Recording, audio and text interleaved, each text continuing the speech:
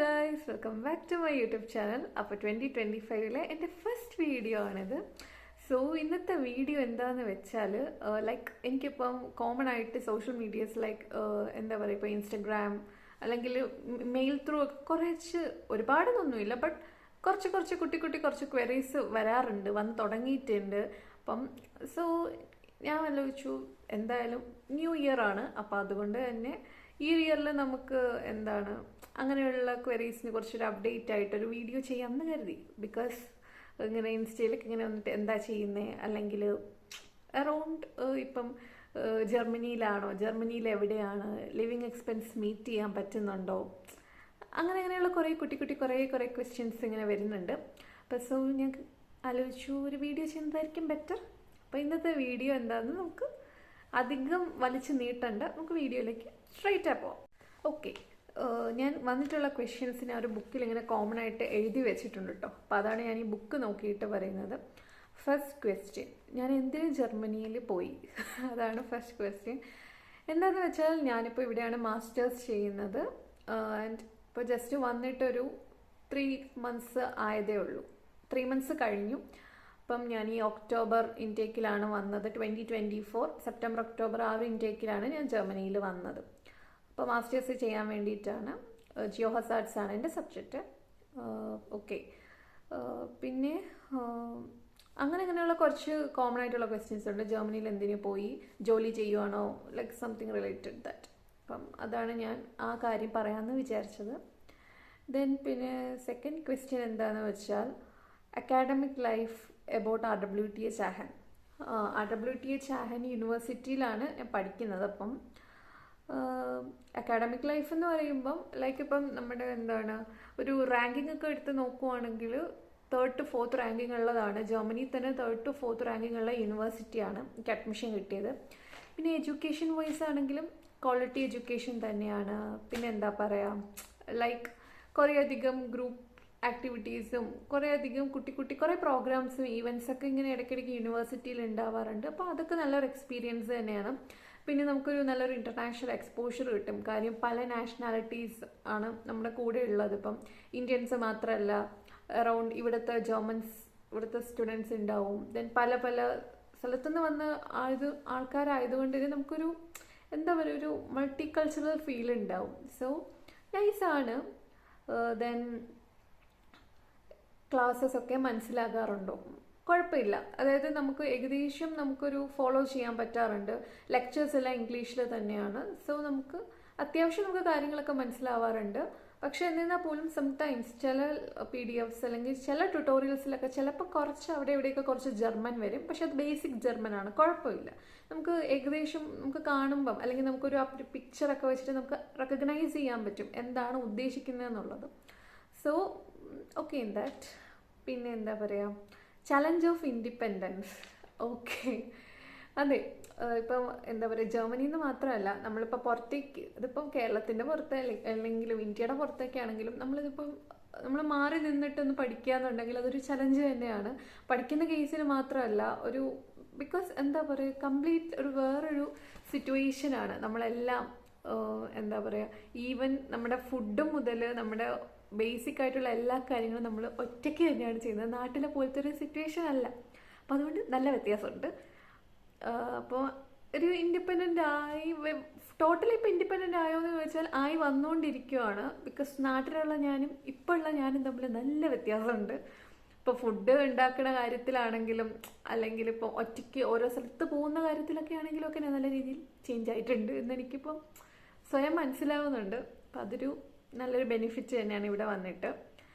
പിന്നെ next question, research opportunities എന്ന് പറയുമ്പം എൻ്റെ യൂണിവേഴ്സിറ്റി ഒരു റിസർച്ച് ബേസ്ഡ് യൂണിവേഴ്സിറ്റിയാണ് RWTH ആഹൻ യൂണിവേഴ്സിറ്റി.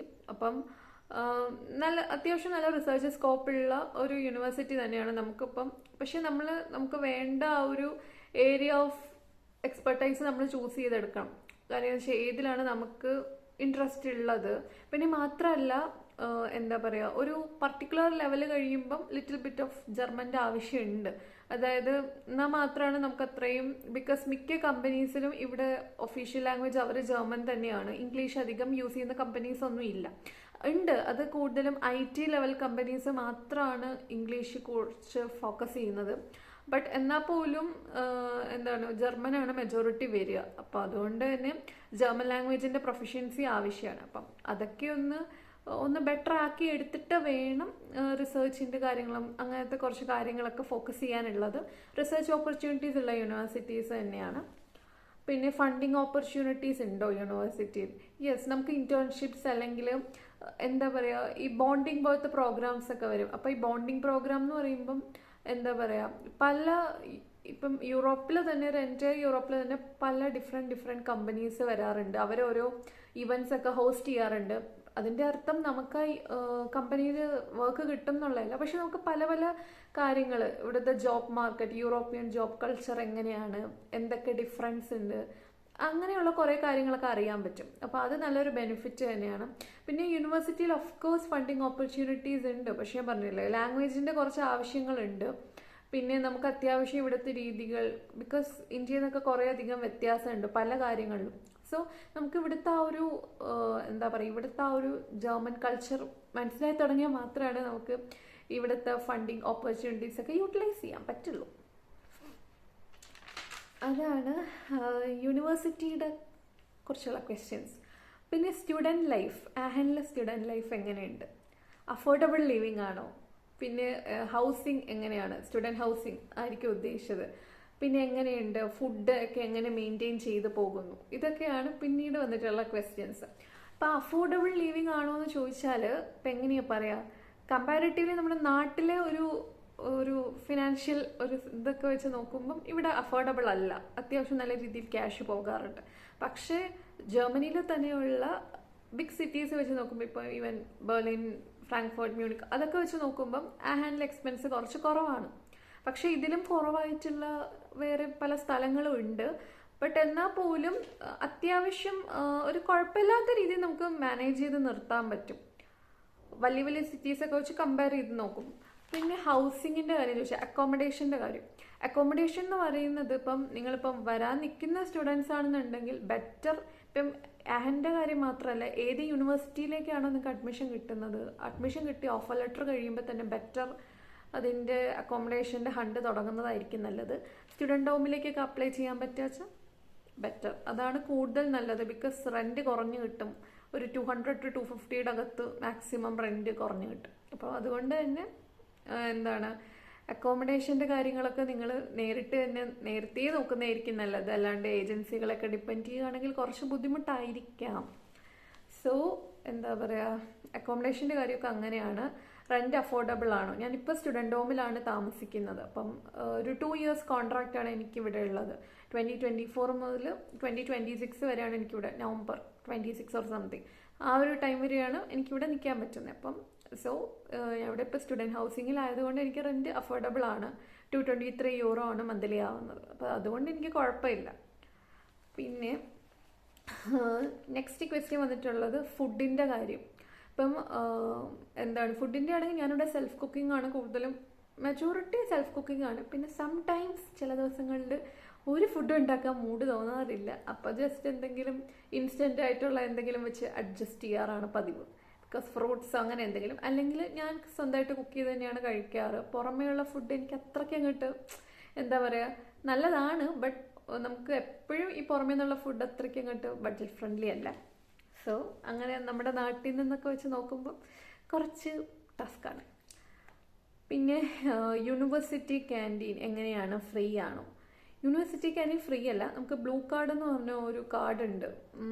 അതിനു മുമ്പ് വീഡിയോയിൽ കാണിച്ചിട്ടുണ്ടോ എന്ന് എനിക്ക് ഓർമ്മയില്ല. ഞാൻ ജസ്റ്റ് ഒരു ഫോട്ടോ അറ്റാച്ച് ചെയ്ത് ആ ഒരു കാർഡുണ്ട്. ആ കാർഡ് വെച്ചിട്ട് നമുക്ക് മെൻസയിൽ പോയി സ്വൈപ്പ് ചെയ്ത്, അവിടെ ഒരു മെഷീനൊക്കെ ഉണ്ട്, നമുക്ക് അതിൽ വേണമെങ്കിൽ നമുക്ക് ക്യാഷ് ഡെപ്പോസിറ്റ് ചെയ്യാം. പിന്നെ ആ കാർഡ് വെച്ച് സ്വൈപ്പ് ചെയ്ത് നമുക്ക് ഫുഡൊക്കെ കഴിക്കാം, ഫുഡ് ഓർഡർ ചെയ്ത് കഴിക്കാം. ബട്ട് പുറമേ നിന്നുള്ള റെസ്റ്റോറൻറ്റ്സിൽ വെച്ച് നോക്കുമ്പോൾ കമ്പാരിറ്റീവ്ലി കുറച്ച് റേറ്റ് കുറവുണ്ട് നമ്മുടെ മെൻസയിൽ. അങ്ങനെയാണ്, വേണമെങ്കിൽ നമുക്ക് അവിടെ പോയി ഫുഡ് കഴിക്കാം. ക്ലാസ്സുള്ള ദിവസങ്ങളിലൊക്കെ അവിടെ പോയി കഴിക്കാം. ആഹൻ എക്സ്പ്ലോർ ചെയ്തു എന്ന് വെച്ചാൽ ആക്ച്വലി ആഹൻ എന്ന് പറയുമ്പം അറൗണ്ട് കൂടുതലും ഈ ഞങ്ങളുടെ യൂണിവേഴ്സിറ്റി ഇങ്ങനെ സ്പ്രെഡ് ഔട്ട് ചെയ്ത് ഇങ്ങനെ കിടക്കുവാണ്. പിന്നെ അത്യാവശ്യം ഇതെന്ന് പറയുമ്പോൾ ഒരു സ്പാ സിറ്റിയാണ്. ഒരു സ്പാ സിറ്റി എന്ന് പറയുമ്പോൾ ഭയങ്കരമായിട്ടും എന്താ പറയുക, ഈ കൾച്ചറൽ ഇമ്പോർട്ടൻസ് അല്ലെങ്കിൽ എന്താ പറയുക കുറച്ചും കൂടെ ഒരു എസ്തെറ്റിക്സിന് ഇമ്പോർട്ടൻസ് കൊടുക്കുന്ന അല്ലെങ്കിൽ എസ്തെറ്റിക്സ് ആയിട്ടുള്ള ഒരു സിറ്റിയാണ് ആഹൻ. അപ്പം ആഹൻ എന്താ പറയുക വിസിറ്റ് ചെയ്തോന്ന് വെച്ചാൽ ഞാൻ കത്തീഡ്രലൊക്കെ കണ്ടു, പിന്നെ എന്താ പറയുക ചാർലമാൻ മ്യൂസിയം ആ ഒരു പോർഷനൊക്കെ കണ്ടു. പിന്നെ എന്താണ് മെയിൻ ഐറ്റം എന്ന് പറയുന്നത് നമ്മുടെ മറ്റേ ഇതാണ് തെർമൽ സ്പാ എന്ന് പറയുന്നത്. ഈ ഹോട്ട് സ്പ്രിങ്ങിൻ്റെ ഇതും ആ ഒരു ഏരിയ ഒക്കെയാണ് മെയിനായിട്ട് ആഹൻ്റെ അട്രാക്ഷൻ എന്ന് പറയുന്നത്.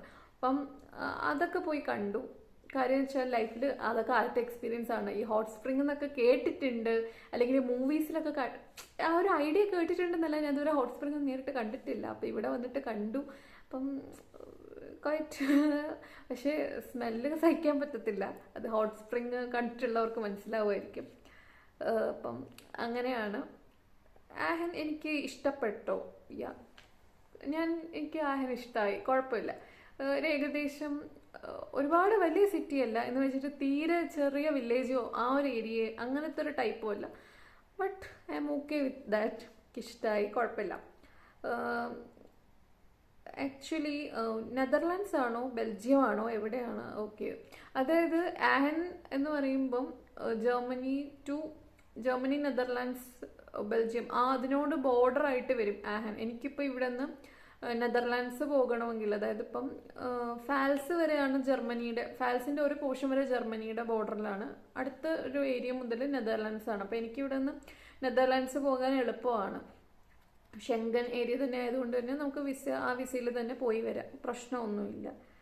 അപ്പോൾ അങ്ങനെ ഒരു സ്ഥലത്താണ് ആഹൻ എന്ന് പറയുമ്പം. കറക്റ്റ് പറഞ്ഞാൽ വെസ്റ്റ് ജർമ്മനി സൈഡാണ് കേട്ടോ.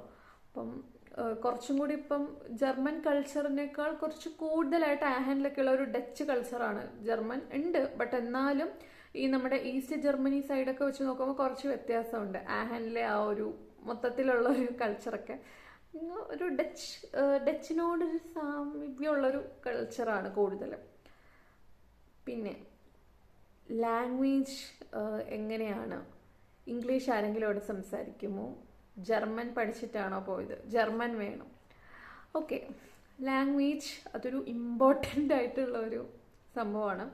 ഇപ്പം എന്താ പറയുക, മെജോറിറ്റി ഇപ്പം നമ്മുടെ നാട്ടിലെ പല ഏജൻസികളും ഇങ്ങനെ പറയാറുണ്ട് ലാംഗ്വേജ് വേണ്ട, അല്ലെങ്കിൽ നിങ്ങൾക്ക് ലാംഗ്വേജിൻ്റെ ആവശ്യമില്ല, അഡ്മിഷൻ കിട്ടാൻ അല്ലെങ്കിൽ പഠിക്കാൻ ആവശ്യമില്ല എന്നൊക്കെ പറയും. ബട്ട് നിങ്ങൾ ബെറ്റർ നാട്ടിൽ നിന്ന് ലാംഗ്വേജ് പഠിച്ചിട്ട് വരുന്നതായിരിക്കും നല്ലത്. ബിക്കോസ് നമ്മുടെ യൂണിവേഴ്സിറ്റീസിലൊക്കെ ആണെങ്കിൽ പോലും ഇപ്പോൾ നമ്മൾ എന്തെങ്കിലും ഒരു എന്താ പറയുക ഇൻഫോർമേഷൻ കൗണ്ടറിൻ്റെ അവിടെയൊക്കെ പോവുകയാണെങ്കിൽ അവരൊരു എന്താ പറയുക കംപ്ലീറ്റ്ലി ഇംഗ്ലീഷ് സംസാരിക്കണം എന്നില്ല. ഓഫ്കോഴ്സ് ജർമ്മൻ വരാം. അപ്പോൾ അതുകൊണ്ട് തന്നെ ബേസിക് കുറച്ച് കാര്യങ്ങൾ അറിഞ്ഞിരിക്കുന്നത് നല്ലതാണ്. പിന്നെ അത് മാത്രമല്ല, ജോബ് ഹണ്ടിങ്ങിനൊക്കെ ഇറങ്ങുവാണെങ്കിലും ലാംഗ്വേജ് മാൻഡേറ്ററി തന്നെയാണ് ഇവിടെ.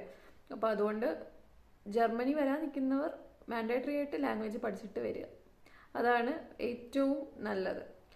പിന്നെ വെസ്റ്റേൺ കൾച്ചറുമായിട്ട് അഡാപ്റ്റീവ് ആവുന്നുണ്ടോ? നെക്സ്റ്റ് ക്വസ്റ്റ്യൻ, വെസ്റ്റേൺ കൾച്ചറുമായിട്ട് അഡാപ്റ്റീവ് ആവുന്നുണ്ടോ എന്ന് ചോദിച്ചാൽ കുഴപ്പമില്ല. വന്ന സമയത്ത് എനിക്ക് കുറച്ച് ബുദ്ധിമുട്ടുണ്ടായിരുന്നു. കൾച്ചറൽ ഷോക്ക് എന്നൊന്നും പറയാൻ പറ്റില്ല, ബട്ട് എന്നാലും കുറച്ച് ബുദ്ധിമുട്ട്. അതായത് പുതിയൊരു സ്ഥലമല്ലേ, നമ്മുടെ നാട്ടിൽ നിന്നൊക്കെ കുറച്ചധികം വ്യത്യാസമുള്ള ഒരു സ്ഥലം തന്നെയാണ്. അപ്പം അതിൻ്റെ ചെറിയൊരു ബുദ്ധിമുട്ടുണ്ടായിരുന്നു, ബട്ട് എന്നാലും ഓക്കെയാണ്, കുഴപ്പമില്ല. വെതർ അഡ്ജസ്റ്റ് ചെയ്യാൻ പറ്റുന്നുണ്ടോ? വെതർ എന്ന് പറയുമ്പം ഇവിടെ ജർമ്മനിയിലെ ബാക്കിയുള്ള സ്ഥലങ്ങൾ വെച്ച് നോക്കുമ്പോൾ ഇവിടെ അത്ര ഒരു ഐസ് കോൾഡ് ഏരിയ ഒന്നുമല്ല, അത്ര തണുപ്പുള്ള സ്ഥലമല്ല, ബട്ട് തണുപ്പാണ്. ചില ദിവസം സ്നോ ഉണ്ടാവാറുണ്ട്, ചില ദിവസം എന്താണ് അത്യാവശ്യം തണുപ്പ് ഉണ്ടാവാറുണ്ട്. ബട്ട് എന്നാലും എനിക്ക് കുഴപ്പമില്ല, എനിക്ക് ചൂടാണ് പറ്റാത്തത്, തണുപ്പ് വലിയ സീനില്ല, അപ്പം കുഴപ്പമില്ല. പിന്നെ എന്താണ് ആഹൻ സൈഡിലോട്ട് വരാൻ നിൽക്കുന്നവരുണ്ടെങ്കിൽ കൂടുതൽ വാട്ടർ പ്രൂഫായിട്ടുള്ള ഡ്രസ്സ് കരുതുന്നതായിരിക്കും നല്ലത്. കാര്യം മിക്കവാറും വിൻ്റർ തുടങ്ങിയ പിന്നെ മഴയാണ്, അത്യാവശ്യം മഴയുണ്ട്. നമ്മുടെ നാട്ടിലെ പോലത്തെ മഴയല്ല, ബട്ട് എന്നാലും മഴയുണ്ട്. അപ്പോൾ എന്താ പറയുക, അങ്ങനെയുള്ള ഐറ്റംസൊക്കെ കൊണ്ടുവരുന്നതായിരിക്കും നല്ലത് വരാൻ നിൽക്കുന്നവരാരെങ്കിലും ഉണ്ടെങ്കിൽ. ലൈഫ് സ്റ്റൈൽ ആഹൻ സിറ്റി സ്റ്റുഡൻറ്റ് ഫ്രണ്ട്ലി ആണോ? ഞാൻ പറഞ്ഞില്ല, ആഹൻ എന്ന് പറയുമ്പം നമ്മുടെ യൂണിവേഴ്സിറ്റി ഇങ്ങനെ സ്പ്രെഡ് ഔട്ട് ചെയ്ത് കിടക്കുവാണ്. അപ്പോൾ അതുകൊണ്ട് തന്നെ നമുക്ക് ആഹൻ്റെ ഒരു ഏകദേശം ഒരു മെയിൻ ഏതൊരു പോർഷനിൽ പോയാലും നമുക്ക് ഇൻ്റർനാഷണൽ സ്റ്റുഡൻസ് അല്ലെങ്കിൽ ഇവിടുത്തെ സ്റ്റുഡൻസിൻ്റെയൊക്കെ തന്നെ നമുക്ക് കാണാൻ പറ്റും. അതുകൊണ്ട് തന്നെ അതൊരു സ്റ്റുഡൻറ്റ് ഫ്രണ്ട്ലി സിറ്റി തന്നെയാണ്. പിന്നെ ടിപ്സ് ഫോർ എന്താ ഉദ്ദേശിച്ചത്? Tips for international students. അതായത് അടുത്ത ഇൻടേക്കിലേക്ക് വരാനിരിക്കുന്ന സ്റ്റുഡൻസിന് വേണ്ടിയിട്ട് എന്തെങ്കിലും ടിപ്സ് ഉണ്ടോയെന്നായിരിക്കും. ടിപ്സ് എന്ന് പറയാൻ ഒന്നുമില്ല. അക്കോമഡേഷൻ്റെ കാര്യമൊക്കെ പ്രോപ്പറായിട്ട് നോക്കിയൊക്കെ ചെയ്യുക. പിന്നെ എന്താ പറയുക, ഇവിടെ വന്നിട്ടാണെങ്കിലും കുറേ അധികം പ്രൊസീജിയേഴ്സും കാര്യങ്ങളും എല്ലാം ഉണ്ട്. ഇപ്പം ബാങ്കിങ് റിലേറ്റഡ് ആണെങ്കിലും സിറ്റി രജിസ്ട്രേഷൻ, പിന്നെ അങ്ങനെ കുറേ അധികം പേപ്പർ വർക്ക്സും കാര്യങ്ങളൊക്കെ ഉണ്ട്. അപ്പം നിങ്ങൾ നാട്ടിൽ നിന്ന് വരുമ്പോൾ തന്നെ ബെറ്റർ ഒരു ഐഡിയ ആക്കിയിട്ട് വരുന്നതായിരിക്കും ഏറ്റവും നല്ലത്. അല്ലെങ്കിൽ ചിലപ്പം പെട്ടുപോകും. അല്ലെങ്കിൽ എന്താ പറയുക, നമ്മുടെ ബ്ലോക്ക്ഡ് എമൗണ്ടൊക്കെ ഒന്ന് റിലീസായി കിട്ടാൻ കുറച്ച് ടൈം എടുക്കും. അപ്പോൾ അതുകൊണ്ട് തന്നെ ബെറ്റർ നാട്ടിൽ നിന്ന് ഇതൊക്കെ ഏകദേശം ഒരു ധാരണ വരുത്തി വയ്ക്കുക. അതാണ് ഏറ്റവും നല്ലത്. പിന്നെ എന്താ പറയുക, ഗ്രൂപ്പ് ആക്ടിവിറ്റീസ് ഒക്കെ യൂണിവേഴ്സിറ്റിയിൽ ഹോസ്റ്റ് ചെയ്യാറുണ്ടോ മീൻസ് ഞാൻ ഹോസ്റ്റ് ചെയ്യാറുണ്ടോ എന്നാണോ? എനിക്കങ്ങനെ ഇൻഡിവിജ്വലി ഹോസ്റ്റ് ചെയ്യാറുള്ളൊരു ഇതുവരെ അങ്ങനൊരു ഇതൊന്നും വന്നിട്ടില്ല. പിന്നെ സെമിനാർ സെക്ഷൻസ് ഒക്കെ ഓഫ് കോഴ്സ് ഉണ്ട്, ഞങ്ങളുടെ കരിക്കുലത്തിൻ്റെ ഭാഗമാണ്. അല്ലാണ്ട് ഇപ്പോൾ നമുക്ക് അങ്ങനെ ഹോസ്റ്റ് ചെയ്യാനൊന്നും ഇതുവരെ അങ്ങനെ വന്നിട്ടില്ല. ഇനിയിപ്പോൾ സ്റ്റഡി വിസിറ്റുകളും ട്രിപ്പുകളും ഒക്കെ ഉണ്ട്. പിന്നെ സമ്മർ ഇൻഡെക്സ് ഒക്കെ ആവുമ്പോൾ വരാം. സമ്മർ ടൈമിലൊക്കെ സ്റ്റഡി വിസിറ്റും ഫീൽഡ് ട്രിപ്സ് ഒക്കെ ഉണ്ട്. അപ്പം അങ്ങനെ അന്നേരം കുറേ ഗ്രൂപ്പ് ആക്ടിവിറ്റീസിലൊക്കെ നമുക്ക് പാർട്ടിസിപ്പേറ്റ് ആവാൻ കൂടുതൽ ഓപ്പർച്യൂണിറ്റീസ് വരും. പക്ഷെ അല്ലാതെ തന്നെ ഓരോരോ പ്രോഗ്രാംസ് ഒക്കെ ഇവിടെ ഉണ്ടാവാറുണ്ട് യൂണിവേഴ്സിറ്റിയിൽ. കുറേയൊക്കെ ഞാൻ അറ്റൻഡ് ചെയ്യാറുണ്ട്, ചിലതൊന്നും എനിക്ക് അറ്റൻഡ് ചെയ്യാൻ പറ്റാറില്ല. ചിലപ്പം ടൈം കൺസ്ട്രെയിൻസ് ഒക്കെ ഒരു പ്രോബ്ലം ആയിട്ട് വരും. അപ്പോൾ അതുകൊണ്ട് തന്നെ എന്താ പറയുക, ചിലപ്പോൾ പോകാൻ പറ്റാറില്ല. ബട്ട് മാക്സിമം പോകാൻ പറ്റുന്നതൊക്കെ ഞാൻ ഇൻക്ലൂഡ് ചെയ്യാറുണ്ട്. ടൈം മാനേജബിൾ ആണോ? എങ്ങനെ പോകുന്നു? സ്റ്റഡീസ്, കുക്കിംഗ് എല്ലാം ഒരുമിച്ച് കൊണ്ടുപോകാൻ പറ്റുന്നുണ്ടോ? പിന്നെ ജോബ് നോക്കുന്നുണ്ടോ? ജോബ് ചെയ്യുന്നുണ്ടോ? എവിടെയാണ്? എങ്ങനെയാണ്? ഓക്കെ. ടൈം മാനേജബിൾ ആണോ എന്ന് വെച്ചാൽ എനിക്ക് കുഴപ്പമില്ല. ലൈക്ക് ഡിപ്പെൻസ്, നമ്മുടെ ഓരോ ഡേ തുടങ്ങുന്ന പോലെ ഇരിക്കും. ചില ദിവസം ചില ദിവസം നല്ല പ്രൊഡക്റ്റീവായിട്ട് ടൈം പോകും, ചില ദിവസം പോകില്ല. കുറച്ച് ബുദ്ധിമുട്ടായിരിക്കും. പക്ഷേ ചില സമയത്തൊക്കെ ഞാൻ മാക്സിമം എന്നെ തന്നെ ഒന്ന് മോട്ടിവേറ്റ് ചെയ്ത് പുഷ് ചെയ്ത് ഇങ്ങനെ കുറച്ച് പ്രൊഡക്റ്റീവ് ആക്കണം എന്ന് പറഞ്ഞിട്ട് ഇങ്ങനെ ലൈക്ക് സർട്ടൻ ഗോൾസ് ഒക്കെ വെക്കാറുണ്ട്. ബട്ട് എന്നാൽ പോലും ചില ദിവസങ്ങളിൽ നടക്കാറില്ല. ബട്ട് ഇപ്പം ഞാനൊരു ബി വിത്ത് ദ ഫ്ലോ, ഇപ്പം നടക്കാത്ത ദിവസങ്ങളാണെങ്കിൽ നടക്കണ്ട, പോട്ടെ നെക്സ്റ്റ് ഡേ നോക്കാം എന്നുള്ള ഒരു രീതിയിലാണ്. പിന്നെ ടൈം മാനേജിങ്ങിൻ്റെ കാര്യം ചോദിച്ചതുകൊണ്ട് പറയും, ഇപ്പോൾ ഞാൻ ഈ ഒരു ഇയറിൽ ഞാൻ പുതിയതായിട്ട് റെസൊല്യൂഷൻ ഒന്നും എനിക്ക് പറയാൻ പറ്റില്ല. ബട്ട് എന്നാൽ പോലും ഈ ഒരു ഇയറിൽ ഞാൻ പുതിയതായിട്ടൊരു സംഭവം ഞാൻ ഇൻട്രൊഡ്യൂസ് ചെയ്തിട്ടുണ്ട്. ഒരു പ്ലാനർ ഞാൻ തയ്യാറാക്കിയിട്ടൊക്കെ ഉണ്ട്, വാങ്ങിച്ചിട്ടുണ്ട്, ഒരു ഫിസിക്കൽ പ്ലാനർ.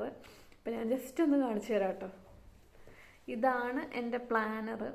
അപ്പം ഒരു പുറമേ നോക്കുമ്പോൾ ഒരു ബിസിനസ് ടച്ച് തോന്നിക്കും, ബട്ട് അകത്ത് നല്ല രസമാട്ടോ, നല്ല കളർഫുള്ളായിട്ട് ഒക്കെയാണ്.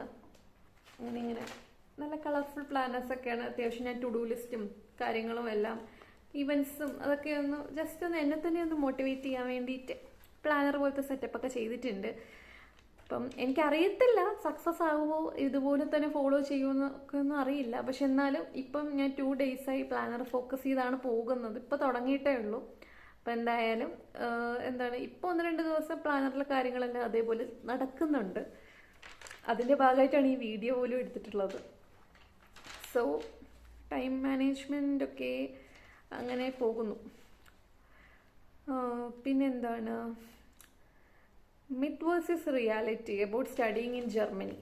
അതായത് ഇപ്പം ഓക്കെ മനസ്സിലായി, കുറേ അധികം ക്വസ്റ്റ്യൻസ് മെയിനായിട്ട് ഇപ്പം സ്റ്റുഡൻറ്റ് ലൈഫ് ഇൻ ജർമ്മനിയിലെ സ്റ്റഡിയിങ് എബ്രോഡ് ഇൻ ജർമ്മനിയെ കുറിച്ച് വരുമ്പം എല്ലാവർക്കും ഭയങ്കരമായിട്ട് ഒരു അട്രാക്ഷൻ വരുന്ന ഒരു കാര്യമാണ് പബ്ലിക് യൂണിവേഴ്സിറ്റിയിൽ ഫ്രീ എഡ്യൂക്കേഷൻ ആണ്, അതുകൊണ്ട് പൈസയൊന്നും വേണ്ട, അത്യാവശ്യം നമുക്ക് നല്ല അഫോർഡബിൾ ആണ് എന്നുള്ളത് ശരിയാണ്. ഒരു പരിധി വരെ അത് കറക്റ്റാണ്. അതായത് ബാക്കിയുള്ള കൺട്രീസിലെ യൂണിവേഴ്സിറ്റീസൊക്കെ വെച്ച് നോക്കുമ്പം നമുക്കിവിടെ ട്യൂഷൻ ഫീസ് കൊടുക്കണ്ട, അത് നോട്ട് ചെയ്യുക, ട്യൂഷൻ ഫീസാണ് കൊടുക്കേണ്ടാത്തത്. ബട്ട് എന്നാൽ പോലും നമുക്ക് സെമസ്റ്റർ കോൺട്രിബ്യൂഷൻ വരുന്നുണ്ട്. അതായത് നമ്മുടെ ഇവിടുത്തെ ട്രാവലിങ്ങിനും അതുപോലെയുള്ള കാര്യങ്ങൾക്കൊക്കെ ആയിട്ട് സെമസ്റ്റർ കോൺട്രിബ്യൂഷൻ, അതായത് നമുക്കൊരു ഇത്ര എമൗണ്ട്, അതിപ്പോൾ നമ്മുടെ ഓരോ സിറ്റിയുടെ അവിടുത്തെ ആ ഒരു എക്സ്പെൻസിൻ്റെ ആ ഒരു ഇത് വെച്ചിട്ടായിരിക്കും നമുക്ക് സെമസ്റ്റർ കോൺട്രിബ്യൂഷൻ ഡിഫറൻസ് വരുന്നത്.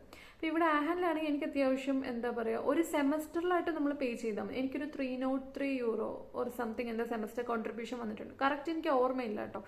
അപ്പം ആ ഒരു എമൗണ്ട് എനിക്ക് ഇവിടെ സെമസ്റ്റർ കോൺട്രിബ്യൂഷൻ, അതായത് ഇവിടുത്തെ ഒരു 6 monthsന് വേണ്ടിയിട്ട് ഞാൻ നാട്ടിൽ നിന്നപ്പോഴേ പേ ചെയ്തതാണ് അഡ്വാൻസ് ആയിട്ട്. സെമ്മ തുടങ്ങുന്നതിന് മുമ്പ് നമ്മൾ സെമസ്റ്റർ കോൺട്രിബ്യൂഷൻ പേ ചെയ്യണം. ബട്ട് എന്നിരുന്നാൽ പോലും എന്താണ്, അതൊരു നല്ലൊരു കാര്യം തന്നെയാണ്. ഒന്നാമത്തെ കാര്യം, ഇവിടുത്തെ ട്രാവലിനൊന്നും അധികം നമ്മൾക്ക് പിന്നെ വേറെ പ്രത്യേകം ക്യാഷ് കൊടുത്ത് ടിക്കറ്റ് എടുത്ത് ബസ്സൊന്നും യൂസ് ചെയ്യേണ്ട. അതായത് റീജിയണൽ ബസ്സസും ഒക്കെ നമുക്ക് ഇപ്പം ഈ നോർത്ത് റൈൻ വെസ്റ്റ്ഫാലിയ NRW റീജിയനിലാണ് ആഹൻ വരുന്നത്. അപ്പം അതുകൊണ്ട് തന്നെ ഈ ഒരു റീജിയനിൽ വരുന്ന, ഈ ഒരു സ്റ്റേറ്റിൽ വരുന്ന സ്ഥലത്ത് പോകണമെങ്കിൽ നമുക്ക് വേറെ എക്സ്ട്രാ നമ്മളൊരു ടിക്കറ്റ് ഒന്നും എടുക്കണ്ട. അതായത് ഇപ്പം ട്രെയിനിൻ്റെ കേസിലാണ് റീജിയണൽ ട്രെയിനിലും RS, S-Bahn അതിലൊന്നും വേണ്ട. പക്ഷേ നമുക്കിപ്പോൾ IC ഒക്കെ എടുത്ത് നമുക്ക് ദൂരെ വേറെ സിറ്റിയിലൊക്കെ പോകണമെങ്കിൽ നമ്മൾ ടിക്കറ്റ് എടുക്കണം കേട്ടോ. അപ്പം ബസ്സിലൊക്കെ പോകണമെങ്കിലും കുഴപ്പമില്ല. പക്ഷെ അങ്ങനെ വെച്ച് നോക്കുമ്പോൾ ഈ 6 monthsന് ഈ ഒരു എമൗണ്ട് വെർത്താണ്. കാര്യം അല്ലാണ്ട് നമ്മൾ ഒരു ഡെയിലി ടിക്കറ്റ് ഒക്കെ എടുത്ത്, അല്ലെങ്കിൽ അല്ലാണ്ട് നമ്മൾ ടിക്കറ്റ് എടുക്കുകയെന്ന് വെച്ചാൽ കുറച്ച് നമുക്ക് എന്താണ് കുറച്ച് ടാസ്ക് ആയിട്ട് തോന്നും. അത് വെച്ച് നോക്കുമ്പോൾ ഈ സിസ്റ്റം നല്ലതാണ്. അപ്പം അതുകൊണ്ട് തന്നെ നമുക്ക് സെമസ്റ്റർ കോൺട്രിബ്യൂഷൻ വരുന്നുണ്ട്. പിന്നെ ഇങ്ങോട്ടേക്ക് വരാൻ നിൽക്കുന്നവർക്കാണെങ്കിൽ അറിയാമല്ലോ, ലിവിങ് എക്സ്പെൻസ് ബ്ലോക്ക്ഡ് എമൗണ്ട് ആയിട്ട് കാണിക്കേണ്ടി വരും. അപ്പം അതിന് ലോൺ കിട്ടുമോ എന്നൊക്കെ ചോദിക്കുന്നവരുണ്ട്. ലോൺ കിട്ടുമോ എന്ന് ചോദിച്ചാൽ എനിക്ക് ലോൺ കിട്ടിയിട്ടില്ല, കിട്ടി വന്നവരുണ്ട്. അപ്പോൾ അത് ഡിപ്പെൻസ് ഓരോരുത്തരുടെ ബാങ്കും അവരുടെ ടേംസ് ഒക്കെ വെച്ചിട്ടാണ് ഇരിക്കുന്നത്. അപ്പം അതുകൊണ്ട് ലോൺ മാത്രം ഡിപ്പെൻഡ് ചെയ്യേണ്ട, വേറെ സോഴ്സസും ഒക്കെ നോക്കിയിട്ട് ചെയ്യുന്നതായിരിക്കും ബെറ്റർ.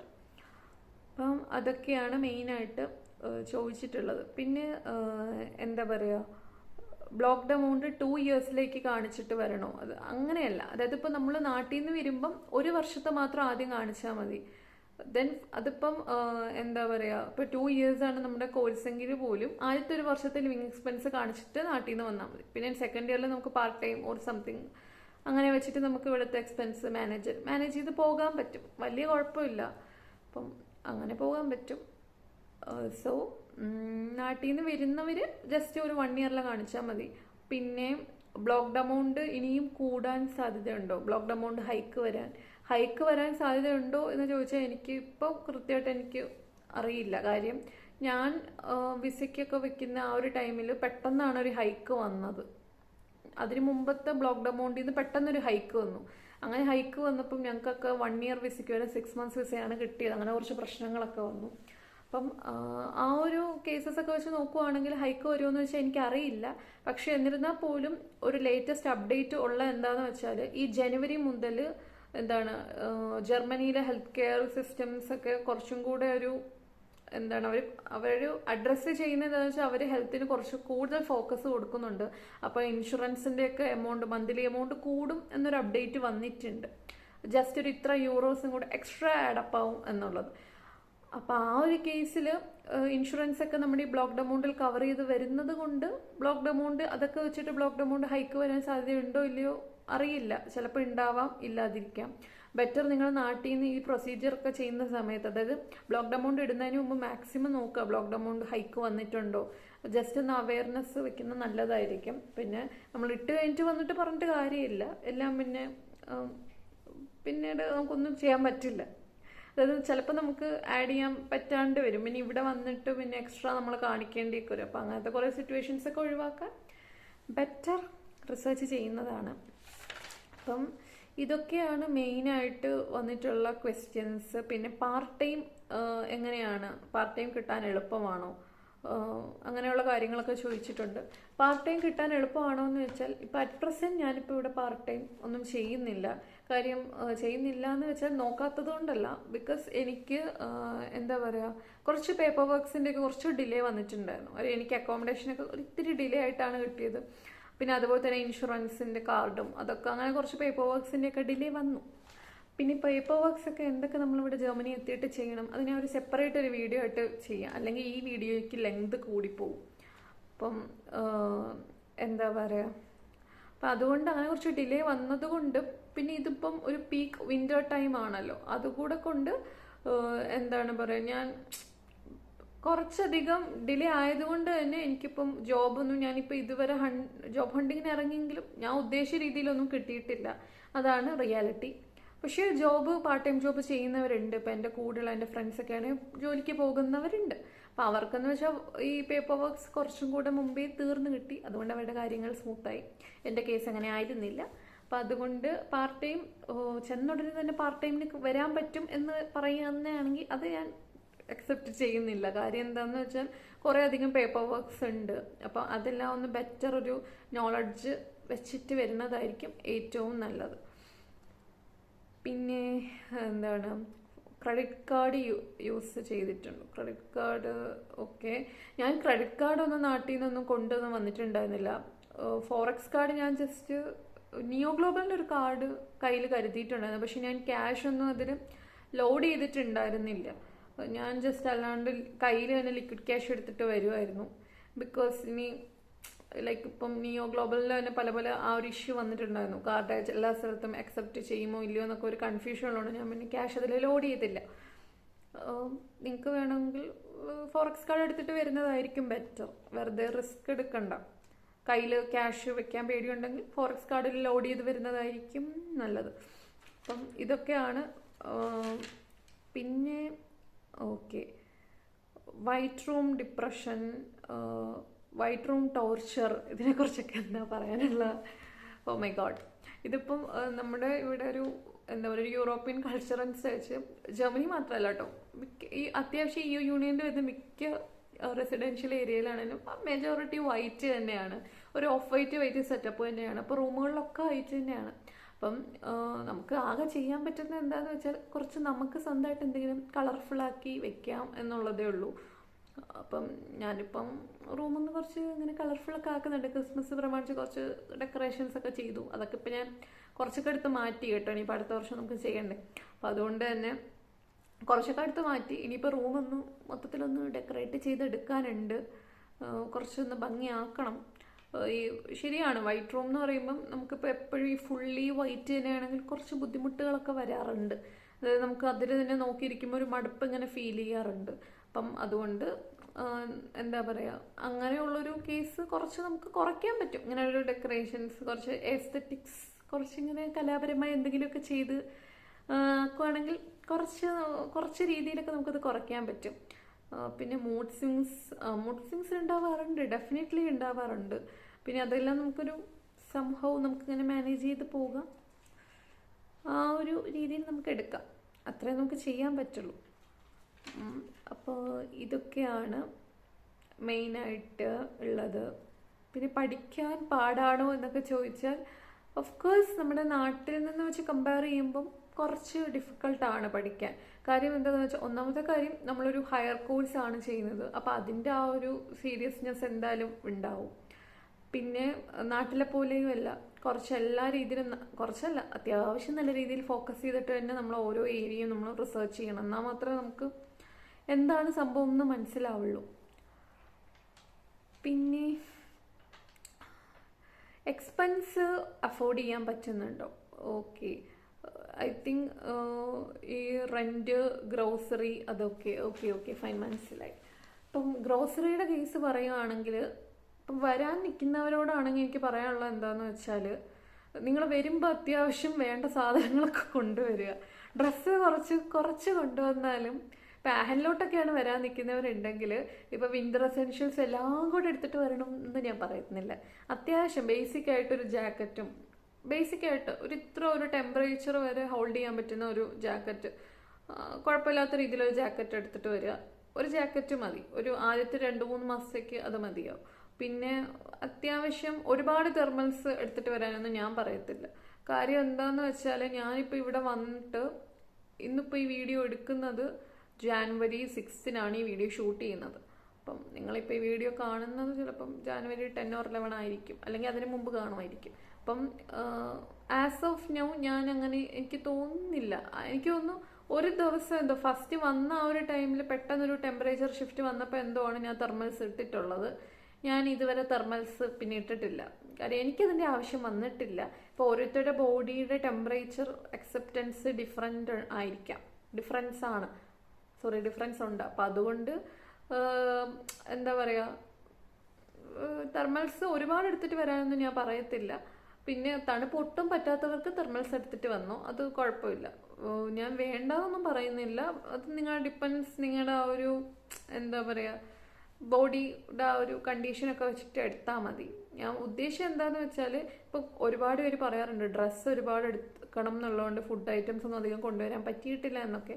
പക്ഷേ അത്യാവശ്യം ബേസിക് ആയിട്ടുള്ള സാധനങ്ങളൊക്കെ അത്യാവശ്യം എല്ലാം എടുത്തിട്ട് വരികയാണെങ്കിൽ കുറേയൊക്കെ നമുക്ക് ഇവിടെ ഒന്ന് അഡ്ജസ്റ്റ് ചെയ്ത് പിടിച്ച് നിൽക്കാൻ പറ്റും.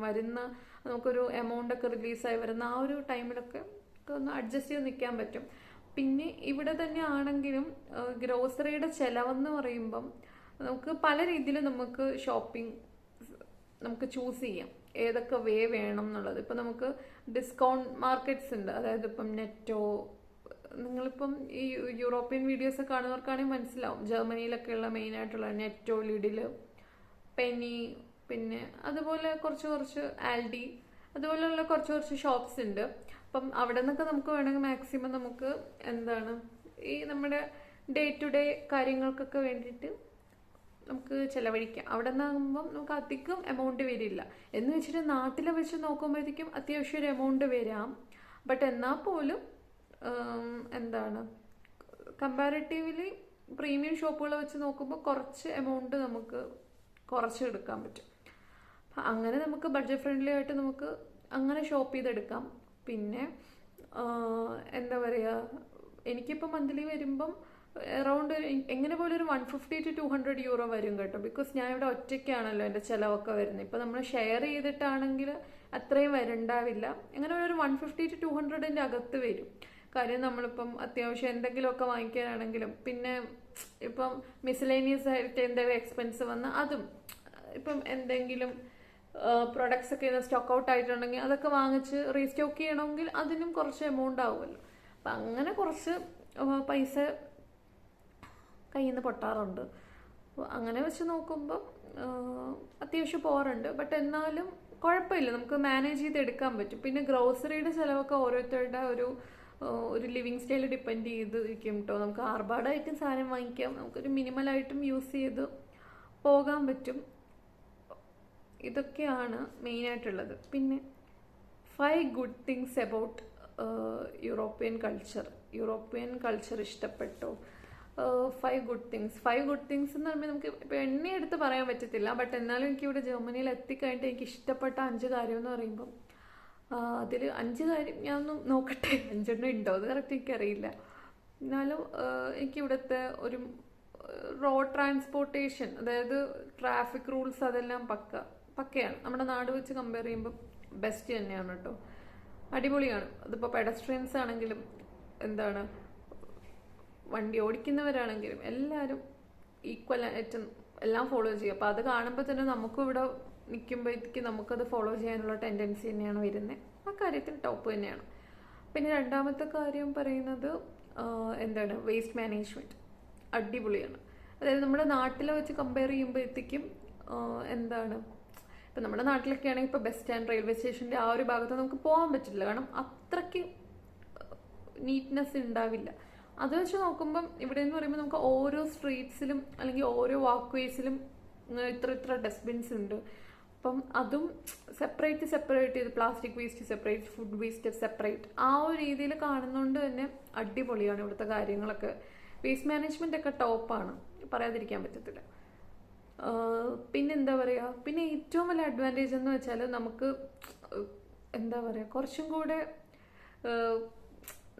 കുറച്ചും കൂടെ ഇന്നോവേറ്റീവായിട്ട് കാര്യങ്ങൾ കുറേ ചെയ്യാൻ പറ്റും. പിന്നെ നമുക്ക് നമ്മുടെ സ്ട്രെങ്ത് ഒക്കെ അറിയാൻ പറ്റും. അങ്ങനെ കുറേ അധികം പേഴ്സണൽ ബെനിഫിറ്റ്സുകളൊക്കെ എനിക്ക് ഇവിടെ വന്നിട്ട് തോന്നിയിട്ടുണ്ട്. പിന്നെ നമുക്ക് രാത്രി ഒരു 1 മണി 2 മണി വരെയൊക്കെ ആണെങ്കിലും നമുക്കൊരു ആരെയും പേടിക്കാതെ നടക്കാം. അങ്ങനെയൊക്കെയുള്ള കുറച്ച് അഡ്വാൻറ്റേജ് ഉണ്ട് കേട്ടോ. നാട്ടിലെ വെച്ച് കമ്പയർ ചെയ്യുമ്പം അങ്ങനെയൊക്കെയുള്ള കുറേ ബെനിഫിറ്റ്സുകൾ എനിക്ക് തോന്നിയിട്ടുണ്ട് ഇവിടെ. പിന്നെ ഇവിടുത്തെ എനിക്ക് ഏറ്റവും ഇഷ്ടപ്പെട്ടൊരു കാര്യം എന്ന് വെച്ചാൽ വർക്ക് ലൈഫ് ബാലൻസ് അടിപൊളിയാണ്. ഇപ്പോൾ വർക്ക് ലൈഫ് ബാലൻസ് ആണെങ്കിലും സ്റ്റുഡൻസിൻ്റെ ആ ഒരു എഡ്യൂക്കേഷൻ ലൈഫിൻ്റെ ഇതാണെങ്കിലും അത്യാവശ്യം ഒന്നും ബാലൻസ് ചെയ്യാൻ പറ്റും. കാര്യം നമുക്ക് ഇവിടെ വർക്ക് ചെയ്യുന്നവർക്കൊക്കെ ആണെങ്കിൽ അത്യാവശ്യം ഇപ്പോൾ സൺഡേ എന്നൊക്കെ പറയുവാണെങ്കിൽ ഇവിടെ ഫാമിലി ടൈമിനാണ് കൂടുതൽ ഇമ്പോർട്ടൻസ് കൊടുക്കുക. അതായത് ബി വിത്ത് ഫാമിലി, ആ ഒരു കൂടുതലും അതിനാണ് പ്രയോറിറ്റി വരുന്നത്. അങ്ങനെയുള്ള കുറേ കാര്യങ്ങളൊക്കെ നൈസാണ് കേട്ടോ. അതായത് ഇപ്പം അങ്ങനത്തെ കുറേ ഒരു ഏരിയയൊക്കെ ചൂസ് ചെയ്യുമ്പോഴത്തേക്കും എനിക്ക് ഇഷ്ടപ്പെട്ട കുറേ കാര്യങ്ങളുണ്ട്. പിന്നെ ഇഷ്ടമല്ലാത്ത കാര്യങ്ങൾ എന്തൊക്കെയാണെന്ന് ചോദിച്ചാൽ എന്താണ് ഈ ഈ കുറേ കാര്യങ്ങളുള്ളത് കൊണ്ട് തന്നെ അതിൻ്റെ കുറേ ഓപ്പോസിറ്റ് സൈഡ് വരുമ്പം കുറച്ച് ബുദ്ധിമുട്ടായിരിക്കും. കാര്യം സൺഡേ ഒക്കെ ഇവിടെ ഫുൾ ഓഫാണ്. അപ്പോൾ അത് നാട്ടിൽ നിന്ന് ശീലമുള്ള ഒരാൾക്ക് കുറച്ച് സൺഡേ അത്യാവശ്യം വൈബ് ചെയ്ത് നടന്ന ഒരാൾക്കാണെങ്കിൽ ഇവിടെ ബുദ്ധിമുട്ടായിരിക്കും. കാര്യം സൺഡേ ഇവിടെ ഫുൾ പിൻ ഡ്രോപ്പ് സൈലൻസ് ആണ്. ഈവൻ വണ്ടികളുടെ പോലും സൗണ്ട് ഉണ്ടാവാറില്ല, അത്ര സൈലൻസ് ആണ് ഇവിടെ. പിന്നെ ഈ ക്ലൈമറ്റിൻ്റെ ആ ഒരു വേരിയേഷൻ, ചില ദിവസങ്ങളിൽ മഴയുണ്ടാവും, ചിലപ്പോൾ ഒരു കുറച്ച് എവിടെ നിന്നെങ്കിലുമൊക്കെ ഒരു സൂര്യപ്രകാശം വരും, ചിലപ്പം എന്താണ് ക്ലൗഡ്സ് ഒക്കെ ഇങ്ങനെ ആകെ ഇതായിട്ടിരിക്കും, ചില ദിവസം ഭയങ്കരമായിട്ട് അങ്ങ് മൂടിക്കെട്ടിയിരിക്കുന്ന അവസ്ഥയാവും. അപ്പം നമ്മുടെ ഇങ്ങനെ ഈ ക്ലൈമറ്റ് ഇങ്ങനെ ഫ്ലക്ച്വേറ്റ് ചെയ്യുന്നതനുസരിച്ച് നമ്മുടെ മൂഡും ചേഞ്ച് വരാൻ സാധ്യതയുണ്ട്. അപ്പം അങ്ങനെയൊക്കെ വെച്ച് നോക്കുമ്പോൾ എനിക്ക് കുറച്ച് ഡിസപ്പോയിൻമെൻറ്റ്സ് ഉണ്ട്. പിന്നെ ബാങ്കിങ്ങിൻ്റെ കാര്യമാണെങ്കിൽ ഇവിടെ അത്രയും സേഫായിട്ട് ചെയ്യുന്നത് കൊണ്ടായിരിക്കാം എന്താണ് നല്ല ഡിലേ ഉണ്ട് ബാങ്കിങ്ങിന്. അത്യാവശ്യം നമ്മുടെ നാട്ടിലെ പോലെ അത്രയ്ക്ക് അങ്ങോട്ട് ഇപ്പം GPay പോലത്തെ ഒരു ഇത് ഇവിടെ അത്രയ്ക്ക് അങ്ങോട്ടില്ല, കുറച്ച് ബുദ്ധിമുട്ടാണ്. നമ്മളിപ്പം എന്താണ് ഇവിടെ തന്നെ ഒരാൾക്ക് ഇപ്പം ഈവൻ എൻ്റെ ഈ ആഹൻ സിറ്റിയിൽ തന്നെ ഉള്ള ഒരാൾക്ക് ഞാനിപ്പോൾ ക്യാഷ് ട്രാൻസ്ഫർ ചെയ്താലും ഞാനിപ്പോൾ ഇന്ന് രാവിലെ ട്രാൻസ്ഫർ ചെയ്താൽ എനിക്ക് തോന്നുന്നു ഇന്ന് രാത്രിയോ നാളെ രാവിലെയൊക്കെ ആയിരിക്കും അവർക്ക് കിട്ടുക. അപ്പം അങ്ങനെയുള്ള കുറച്ച് ബുദ്ധിമുട്ടുകളൊക്കെ ഉണ്ട്. അവരത്രയും സേഫ് ആൻഡ് സെക്യൂർ ആയിട്ട് ട്രാൻസാക്ഷൻ ചെയ്യുന്നതുകൊണ്ടായിരിക്കാം, അറിയില്ല. പക്ഷെ എന്നാലും അത് കുറച്ച് സ്ലോ പോലെ എനിക്ക് തോന്നാറുണ്ട്. പിന്നെ ഇവിടുത്തെ എന്താണ് എല്ലാം പേപ്പർ വർക്ക്സ് ആണ്. അതെനിക്ക് അത്രയ്ക്ക് അങ്ങോട്ട് അക്സെപ്റ്റ് ചെയ്യാൻ പറ്റുന്നില്ല. എന്തിന് തൊട്ടതിനും പിടിച്ചതിനും ഒക്കെ പേപ്പർ വർക്ക്, അപ്പോയിൻമെൻറ്റ്, അതാണ് എനിക്ക് അങ്ങോട്ട് അക്സെപ്റ്റ് ചെയ്യാൻ പറ്റാത്തത്. ഇപ്പം നമ്മൾ എന്തെങ്കിലും ഒരു എമർജൻസി കാര്യത്തിന് പോകാൻ നിന്നാൽ പോലും അതിനും അപ്പോയിൻമെൻ്റ് എടുത്ത് കാത്തു കെട്ടി നിൽക്കണം എന്ന് വെച്ചാൽ കുറച്ച് എനിക്ക് ബുദ്ധിമുട്ടായിട്ട് തോന്നി. അവരെല്ലാം ഫസ്റ്റ് കം ഫസ്റ്റ് സെർവ്, അത് അങ്ങനെ ഒരു പോളിസി ആയതുകൊണ്ടായിരിക്കാം. പക്ഷെ എന്നാലും എന്തിനും പേപ്പർ വർക്ക്, എന്തിനും അപ്പോയിൻമെൻറ്റ് വരുമ്പം കുറച്ച് ബുദ്ധിമുട്ടാണ് ഇവിടെ നമുക്ക് സർവൈവ് ചെയ്ത് നിൽക്കാൻ. ഓക്കെ, അപ്പോൾ അങ്ങനെയൊക്കെയാണ്. സ്റ്റുഡൻറ്റ് ലൈഫ് എൻജോയ് ചെയ്യാറുണ്ടോ? ഓർ എന്താണ് വർക്ക് ചെയ്താൽ മതിയായിരുന്നു എന്നൊക്കെ. ഓക്കെ, ഞാനിപ്പം ഓൾറെഡി ഞാൻ മുമ്പ് വർക്ക് ചെയ്തുകൊണ്ടിരിക്കുമായിരുന്നു നാട്ടിൽ തന്നെ. അപ്പം അത് ഒന്ന് റിസൈൻ ചെയ്തിട്ടാണ് ഇതിൻ്റെ കാര്യത്തിലേക്ക് വന്നത്. അപ്പം ചില സമയത്ത് വന്ന ആ ഒരു ടൈമിൽ എനിക്ക് പെട്ടെന്ന് ആ ഒരു ട്രാൻസിഷൻ ഫേസ് എനിക്ക് അക്സെപ്റ്റ് ചെയ്യാൻ പറ്റിയില്ല. കാര്യം അത്രയും നാൾ നമ്മളിങ്ങനെ ഫ്രീ ആയിട്ട് ഒന്നും പഠിക്കാനൊന്നും ഇല്ലാണ്ട് ഇങ്ങനെ എന്താ പറയുക, ഇങ്ങനെ അത്യാവശ്യം ക്യാഷ് വെച്ച് നമ്മളിങ്ങനെ എൻജോയ് ചെയ്യാം അങ്ങനെയല്ല, ബട്ട് എന്നാലൊരു ഫിനാൻഷ്യൽ ഫ്രീഡം എന്ന് പറയുന്ന സംഭവം ഉണ്ടായിരുന്നല്ലോ. അത് വെച്ച് നോക്കുമ്പോൾ പെട്ടെന്നൊരു സ്റ്റുഡൻറ്റ് ലൈഫിലേക്ക് കയറിയപ്പോൾ വീണ്ടും എന്താ പറയുക, കുറേ കമ്മിറ്റ്മെൻറ്റ്സ് കൂടും, പഠിക്കാനുണ്ട്, അങ്ങനെയൊക്കെ വന്നപ്പോൾ കുറച്ച് ബുദ്ധിമുട്ടായിരുന്നു അക്സെപ്റ്റ് ചെയ്യാൻ. പക്ഷെ എന്നാലും ഞാൻ തന്നെ എടുത്ത ഡിസിഷൻ ആയതുകൊണ്ടും പഠിക്കണം എന്ന് ഇൻട്രസ്റ്റ് ഉള്ളത് കൊണ്ടും പിന്നെ ഇവിടുത്തെ ഒരു എന്താ പറയുക, ഇവിടുത്തെ ഒരു ഇൻ്റർനാഷണൽ യൂണിവേഴ്സിറ്റിയുടെ ആ ഒരു എഡ്യൂക്കേഷൻ ലൈഫ് സ്റ്റൈലൊക്കെ ഒന്ന് എക്സ്പ്ലോർ ചെയ്യണം എന്നൊക്കെ താല്പര്യം ഉള്ളത് കൊണ്ടും എന്താ പറയുക, അങ്ങനെയാണ് ഞാൻ ഇതിലേക്ക് ഇറങ്ങി തിരിച്ചത്. അപ്പം അതുകൊണ്ട് ഞാൻ ഇവിടെ ഓക്കെയാണ്. പക്ഷെ എന്നാലും ചില ദിവസങ്ങൾ നമ്മൾ ഹിറ്റ് ചെയ്യാറുണ്ട്. അത് എന്താ പറയുക, നമ്മൾ തന്നെ മാക്സിമം പോസിറ്റീവാക്കി വെക്കുക. അപ്പം അതൊക്കെയാണ് മെയിനായിട്ടുള്ളത്. പിന്നെ ഞാൻ ഈ വേഷത്തിൽ നിന്ന് ഈ വീഡിയോ എടുത്തത് എന്താണെന്ന് വെച്ചാൽ ഞാനിപ്പം പുറത്തേക്ക് പോകാൻ വേണ്ടിയിട്ടുള്ള ഒരു ഇതിലാണ്. അപ്പം അതുകൊണ്ട് ഇന്ന് അത്യാവശ്യം നല്ല തണുപ്പുണ്ട്. -1 ആണെന്ന് തോന്നുന്നു, എനിക്കറിയില്ല. സ്നോയുടെ ആ ഒരു ഇത് കാണുന്നുണ്ട്, കുറേ നേരമായിട്ട് സൗണ്ടൊക്കെ കേൾക്കുന്നുണ്ട് പുറത്ത്. അപ്പം അതുകൊണ്ട് ഞാനിങ്ങനെ ഈ ഒരു ഗെറ്റപ്പിൽ ഇങ്ങനെ ഇരുന്നതാണ് കേട്ടോ, അല്ലാണ്ട് ഞാൻ വീഡിയോ എടുക്കാൻ വേണ്ടി എടുത്തിട്ടല്ല. അല്ലെങ്കിൽ പിന്നെ ചിലപ്പം ധൃതിക്ക് മറന്നു പോകും. അപ്പം ഞാൻ വിചാരിച്ചു ഈ ഒരു വീഡിയോ ചൂടോടെ അങ്ങ് എടുത്തേക്കാം എന്ന് വിചാരിച്ചതാണ്. സോ ഇതൊക്കെയാണ് എനിക്ക് നിങ്ങളടുത്ത് പറയാനുള്ളത്. സോ ജർമ്മനിയിൽ വരാൻ നിൽക്കുന്നവരാണെങ്കിൽ റിയാലിറ്റി ആയിട്ട് കാണുക. എല്ലാം എന്താ പറയുക, ഇങ്ങനെ എല്ലാം നമ്മുടെ കയ്യിൽ കൊണ്ട് തരും, വളരെ സുഖജീവിതമാണ്, എല്ലാം നമുക്ക് കിട്ടും, അല്ലെങ്കിൽ നമുക്കൊരു കഷ്ടപ്പാടും ഇല്ല, ഒരു ബുദ്ധിമുട്ടും ഇല്ല എന്നൊക്കെ ഉള്ള കൺസെപ്റ്റ് വിചാരിച്ചിട്ട് ആരും ഇങ്ങോട്ട് കയറി വരണ്ട. നല്ല കഷ്ടപ്പാടാണ് ഇവിടെ ജീവിക്കാൻ. അതായത് നമ്മൾ പണിയെടുത്തല്ലേ, നമ്മൾ എഫേർട്ട് ഇട്ടാൽ അതിനുള്ള റിസൾട്ട് കിട്ടും. പക്ഷേ റിസൾട്ട് കിട്ടുന്നതിൻ്റെ ടൈം ഡ്യൂറേഷൻ കുറച്ച് ലെങ്തി ആയിരിക്കും. അത് എല്ലാം നമ്മൾ ഡിപ്പെൻസ് ആണ്, നമ്മുടെ ലക്കും ഫെയ്റ്റും എല്ലാം പോലെ ഇരിക്കും. ചിലർക്ക് പെട്ടെന്ന് കിട്ടുന്ന റിസൾട്ട്, ചിലർക്ക് ടൈം എടുക്കും. അപ്പം അങ്ങനെയൊക്കെയാണ്. അപ്പം എല്ലാവരും വരാൻ നിൽക്കുന്നവരുണ്ടെങ്കിൽ ഇതൊക്കെയാണ് ഇങ്ങനെയൊക്കെയാണ് എന്നുള്ള സത്യാവസ്ഥകളൊക്കെ മനസ്സിലാക്കിയിട്ട് മാത്രം വരാൻ നിൽക്കുക. ഒന്നും ആരും ഒന്നും ആരും ചെയ്തു തരാൻ നിങ്ങൾക്ക് ഉണ്ടാവില്ല എന്നുള്ള തോട്ടും കൂടെ മനസ്സിലാക്കുക. മെയിനായിട്ട് ഇൻഡിപെൻഡൻസി തന്നെയാണ്. അപ്പം അങ്ങനെയുള്ള കാര്യങ്ങളൊക്കെ നോക്കുക, ചെയ്യുക, അത്ര മാത്രമേ ഉള്ളൂ ഇന്നത്തെ വീഡിയോ. അപ്പം കുറേ ഇതുപോലെയുള്ള കുറേ എന്താ പറയുക, ഞാൻ വെറുതെ പറഞ്ഞതല്ല. അതായത് എനിക്ക് മെയിലൊക്കെ അത്യാവശ്യം ഇങ്ങനെ ക്വസ്റ്റ്യൻസ് പോലെ മെയിലിൽ പലരും മെയിലൊക്കെ അയക്കാറുണ്ട്. ഞാൻ യൂട്യൂബിൽ അറ്റാച്ച് ചെയ്തിട്ടുള്ളത് കൊണ്ട് തന്നെ മെയിൽ വരാറുണ്ട് എനിക്ക്. എങ്ങനെയാണ് ജർമ്മനി പോയത്, അല്ലെങ്കിൽ എന്തിനാ പോയത്, എന്താ ചെയ്യുന്നത്, അവിടെയാണോ താമസിക്കുന്നത്, അപ്പം അങ്ങനെയുള്ള കുറേ ക്വസ്റ്റ്യൻസ്, പിന്നെ എങ്ങനെ അക്സെപ്റ്റ് ചെയ്യാൻ പറ്റുന്നു, അങ്ങനെ കുറേ ചോദ്യങ്ങൾ വന്നു കേട്ടോ. അപ്പം മെയിലൊക്കെ ഞാൻ ക്വസ്റ്റ്യൻസും ഇൻസ്റ്റഗ്രാമിലാണെങ്കിലും മെസ്സേജ് പോലെയൊക്കെ വന്നപ്പം ഞാൻ വിചാരിച്ചു അങ്ങനെയാണെങ്കിൽ, പിന്നെ കമ്മ്യൂണിറ്റി ടാബിലാണെങ്കിലും ആരൊക്കെയോ എന്തൊക്കെയോ എവിടെയാണ് പഠിക്കുന്നത് അങ്ങനെയുള്ള കുറേ ക്വസ്റ്റ്യൻസ് ഒക്കെ ചോദിച്ചിട്ടുണ്ട്. അപ്പം അങ്ങനെയാണ് ഞാൻ വിചാരിച്ചു ഇങ്ങനെ ഒരു വീഡിയോ ചെയ്യാമെന്നുള്ളത്. അപ്പോൾ എന്തായാലും 2025 പുതിയ വർഷം തുടങ്ങി ഇങ്ങനെ പോയിക്കൊണ്ടിരിക്കുകയാണ്. അപ്പോൾ അതുകൊണ്ട് ഞാൻ വിചാരിച്ചു പുതിയ ചേഞ്ചസ് ഒക്കെ നമുക്ക് ഇംപ്ലിമെൻറ്റ് ചെയ്യാം. അറിഞ്ഞൂടാ എത്രത്തോളം എല്ലാം വർക്കൗട്ട് ആവുമെന്നൊന്നും അറിയില്ല. ഇപ്പം നമ്മുടെ പ്ലാനറിൻ്റെ കേസിലാണെങ്കിലും എത്ര അത് സ്മൂത്തായി പോകുന്നൊന്നും അറിയില്ല. പക്ഷെ എന്നാലും ഞാൻ നിങ്ങൾക്ക് അതിൻ്റെ ഒരു അപ്ഡേറ്റ് തരാം. ഒരു ഹാഫ് ഇയറൊക്കെ ആകുമ്പോൾ ഞാൻ പറയാം കേട്ടോ എത്രത്തോളം കാര്യങ്ങൾ അതിൽ ചെയ്തില്ല, ചെയ്യാൻ പറ്റിയോ എന്നൊക്കെ. അപ്പോൾ അതൊക്കെയാണ് ഇന്നത്തെ വീഡിയോ. സോ ഇന്നത്തെ വീഡിയോ ഇവിടെ തീരുവാണ്. അപ്പം എന്തായാലും വരാൻ നിൽക്കുന്നവർക്ക് ഓൾ ദ ബെസ്റ്റ്. എല്ലാവർക്കും വരാൻ പറ്റട്ടെ, എല്ലാവരുടെ ഡ്രീംസൊക്കെ അച്ചീവ് ചെയ്യാൻ പറ്റട്ടെ. അപ്പം വിസ റെഫ്യൂസലൊക്കെ കിട്ടിയിട്ടുള്ളവരാണെങ്കിൽ ബെറ്റർ ലക്ക് നെക്സ്റ്റ് ടൈം. അത് മാത്രമേ എനിക്കിപ്പോൾ പറയാൻ പറ്റത്തുള്ളൂ. ഒന്നുകൂടെ ശ്രമിക്കുക, എവിടെയാണ് ഫോൾട്ട് പറ്റിയെന്ന് നോക്കിയിട്ട് അത് കറക്റ്റ് ചെയ്യാൻ നോക്കുക. പിന്നെ ഞാൻ പറഞ്ഞല്ലോ, ഈസി ലൈഫാണ് എന്ന് വിചാരിച്ചിട്ട് ആരും കയറി പോരാതിരിക്കുക. കാര്യങ്ങൾ ഒന്ന് കുറച്ചും കൂടെ ഒന്നൊരു ഓർഗനൈസ് ചെയ്ത് മനസ്സിലാക്കി എല്ലാം ഒന്ന് എടുത്തിട്ട് വരുന്നാൽ കുറച്ചും കൂടെ നമുക്ക് എന്താ പറയുക ഇവിടെ സ്ട്രെങ്ത് കിട്ടും നിൽക്കാൻ. അപ്പം അതൊക്കെയാണ് ഇന്നത്തെ വീഡിയോ. അപ്പോൾ ഇന്നത്തെ വീഡിയോ ഇവിടെ തീരുവാണ്. Bye bye.